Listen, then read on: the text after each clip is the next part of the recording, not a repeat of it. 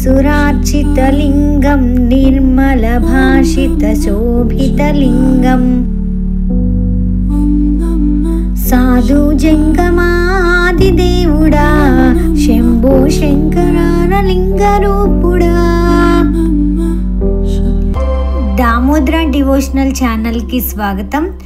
ఈరోజు నేను కోటి దీపోత్సవంలో నాకు జరిగిన ఎక్స్పీరియన్సెస్, అలాగే కోటి దీపోత్సవం ఎలా జరుగుతుంది, ఇలాంటి విషయాలన్నీ మీతో షేర్ చేసుకుంటాను. ఈ కోటి దీపోత్సవం అంటే ఏంటి అసలు అంటే, అక్టోబర్ 1 నుంచి 13 వరకు కూడా ప్రతి సంవత్సరం లాగానే ఈ సంవత్సరం ఎన్టీవీ, భక్తి టీవీ సమేతంగా కలిసి కోటి దీపోత్సవాన్ని ఎన్టీఆర్ స్టేడియంలో నిర్వహిస్తున్నారు.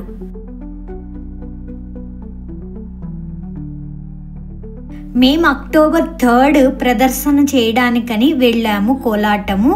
కోలాటం ప్రదర్శన చేయడానికి వెళ్ళే వాళ్ళందరూ కూడా అక్కడ ఈ లెఫ్ట్ సైడు పెద్ద శివుడిది బ్లాక్ కలర్లో ఉంటారండి. అక్కడ అందరినీ కూర్చోపెట్టేస్తారనమాట.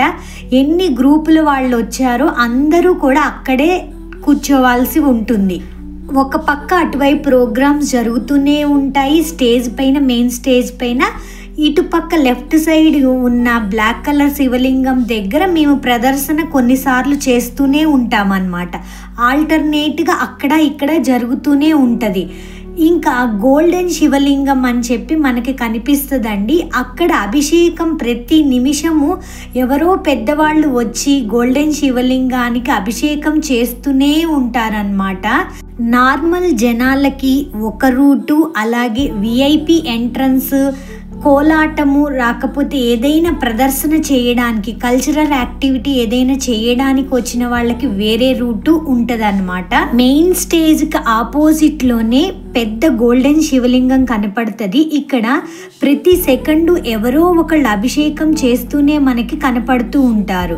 అలాగే లెఫ్ట్ సైడ్ ఏమో పెద్ద శివలింగం, బ్లాక్ కలర్ శివలింగం దగ్గరే కోలాటం చేయడానికి అవకాశం ఇస్తారనమాట.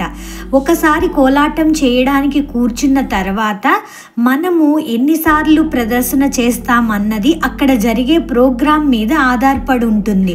మేము మొత్తం మీద 3 సార్లు ప్రదర్శన చేశాము. మొట్టమొదటిసారి ఏమో కళ్యాణం అయిపోయిన తర్వాత ఊరేగింపు నిర్వహిస్తారు కదా, ఆ ఊరేగింపుతో పాటుగా మేము కూడా కోలాటం చేశాము. ఇది నియర్లీ 20 to 30 minutes ఉంటుందండి కోలాటం చేయడము. అలా చేయడం అయిపోయిన తర్వాత మళ్ళీ మన పొజిషన్స్ ఏమున్నాయో అక్కడికి వచ్చి కూర్చుండిపోతాం. ఆ తర్వాత ఇప్పుడు కనిపిస్తున్న శివలింగం దగ్గరే మనకి ఒక హారతి చేస్తారండి. ఆ హారతి నియర్లీ 15 minutes ఉంది. ఎంత ఉప్పొంగిపోతామంటే శివనామస్మరణతో ఆ సాంగ్స్కి. అక్కడ కూడా తిరిగి ఆ 15-20 minutes ఫాస్ట్ బీట్తో సార్ అక్కడ మూమెంట్స్ చెప్తూ ఉంటారు. ఇమీడియట్గా మనం చేస్తూ ఉండాలి. అలాగా చేసేసామన్నమాట. ఇంక లాస్ట్ 3వసారి అసలు ప్రోగ్రామ్కి మనకి అలాట్ చేసిన సాంగ్కి చేస్తామన్నమాట. ఈ 13 రోజులు కూడా వాళ్ళు ముందే షెడ్యూల్ ఇచ్చేస్తారండి. ఈరోజు ఈ సాంగ్, ఈరోజు ఈ సాంగ్ ఉంటాయి అని చెప్పి. మీ మొక్క కోలాటం గ్రూపే కాదండి వచ్చేది, చాలా మంది వస్తారు. మా అప్పుడు నాకు తెలిసి నియర్లీ ఒక 200 to 300 కోలాటం చేసే వాళ్ళు వచ్చారనమాట. డిఫరెంట్ మాస్టర్స్ దగ్గర నేర్చుకున్న వాళ్ళు మాస్టర్తో కలిపి వస్తారనమాట. ఈ కోటి దీపోత్సవం అన్న దాని దగ్గర ఫోటో తీసుకుంటున్నప్పుడు ఒక ఆవిడ వచ్చి ఎలా కోలాటం చేయాలి, మేము కూడా చేయాలంటే ప్రాసెస్ అడిగారు. ఇదేమో స్టేజ్ మీద లాస్ట్ పెర్ఫార్మెన్స్ అయిపోయిన తర్వాత స్టేజ్ మీదకి ఎక్కి దేవుళ్ళందరినీ ఒకసారి వీడియో దగ్గర నుంచి తీయడానికి ట్రై చేశాను. అసలు ఆనందం ఇంక చెప్పలేమండి. 3 సార్లు మేము పెర్ఫామ్ చేసే అవకాశం, అది కూడా first time 1/2 hour, second time కూడా nearly 1/2 hour, third time last performance వచ్చేసి 4 minutes. సాధు జంగమాది దేవుడా ఆ సాంగ్ మీద ఇలా మొత్తం పెర్ఫార్మెన్స్ అంతా మాది అయిపోయేటప్పటికి నైట్ 12 గంటలైందండి. 12 గంటలు అయ్యేటప్పటికి చూడండి, ఒకసారి థింక్ చేయండి, లాస్ట్ మా పెర్ఫార్మెన్స్కి ఎవరైతే వాళ్ళ రిలేటివ్స్ పిక్ చేసుకోవడానికి వచ్చారో వాళ్ళు తప్ప ఇంకెవ్వరూ లేరన్నమాట. మధ్యలో ఇలా మొత్తం తిరిగి రావడానికని చెప్పి గ్రూప్లో ఉన్న వాళ్ళందరూ వెళ్ళకూడదండి. ఒక 2-3 ఒక్కొక్కసారి వెళ్ళి మొత్తం ఒక రౌండ్ వేసి రావచ్చు అన్నమాట.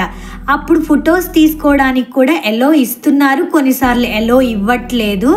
గబగబా వెళ్ళిపోయి ఒక రౌండ్ వేసి ఒక 15 మినిట్స్లో బ్యాక్ వచ్చేసాం అనుకోండి, మళ్ళీ ఒక 2-3 కోలాటంలో వాళ్ళు కూడా వెళ్ళి నచ్చినట్లు మొత్తం తిరిగేసి ఫొటోస్ తీసుకొని వస్తారు. అలాగా వెళ్ళొచ్చు. లేకపోతే అందరూ ఒకేసారి వెళ్ళిపోయాం అనుకోండి, మన ప్లేసులు మిస్ అయిపోతాయి అన్నమాట. అది కాక ఇక్కడ మనము చాలా ఫ్రంట్లో ఉంటాం కదండి, కెమెరాస్కి కూడా అడ్డొస్తూ ఉంటుంది అన్నమాట. అందుకని చెప్పి వాళ్ళు చాలా క్లియర్గా చెప్తారు, ఫ్రంట్కి రాకండి, మీరు కొంచెం వెనక్కే ఉండండి అని చెప్పి. విఐపి దర్శనం కంటే ముందు ఇంకా మన ముందు ఇంకెవ్వరూ ఉండరు కూర్చొని, అంత దగ్గర నుంచి మనము అన్నిటినీ చూడగలుగుతాం అన్నమాట. ఇలాంటి అదృష్టము ఎంతమంది కలుగుతుందో ఒకసారి ఆలోచించండి.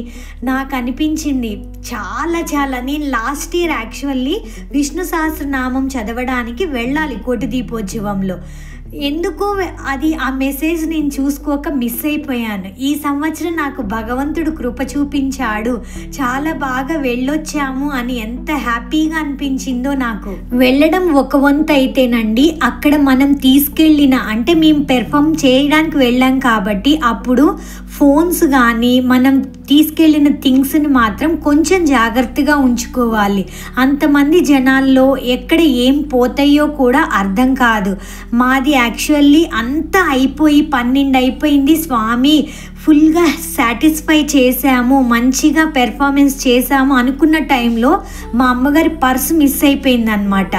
దేవుడు కృప వలన దొరికింది. కాకపోతే ఎలాంటి థింగ్స్ జరగకుండా ఉండాలి అంటే కేర్ఫుల్గా ఉండాలి కొంచెం అన్ని చెప్తున్నాను అంతే అండి. 6-6:30కి అట్లా వెళ్ళామనుకోండి, జనాలు తక్కువ మంది ఉంటారు, మనం ఫ్రంట్లో కూర్చోవడానికి పాసిబిలిటీ ఉంటుంది. ఇలాంటి కార్తీక పురాణం కూడా మన ఛానల్లో డైలీ అప్లోడ్ చేయడం జరుగుతుంది. ఇలాంటి ఎన్నో వీడియోస్ మీ దాకా చేరాలంటే please subscribe to my channel.